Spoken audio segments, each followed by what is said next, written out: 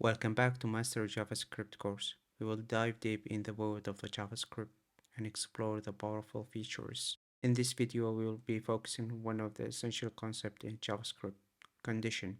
Specifically, we will look on the switch cases statement. Recommend to check if-else video in the channel if you haven't seen it yet, so you get better understanding. The simple way of understanding switch case, it's multiple if-else statement combined into one. Here is how the switch statement works. Expression is evaluated once. The value of the expression is compared with the values of each case. If there is a match, the corresponding block of the code is executed. The break keyword is used to exit the switch case statement after executing code block. Without the break, execution will follow through to the next case, executing the code there as well. If none of the cases match to the expression value, the code inside the default block will be executed. Let's imagine a user that roll dice every time, and you get a message that notifies him with the result, and the numbers from 1 to 6.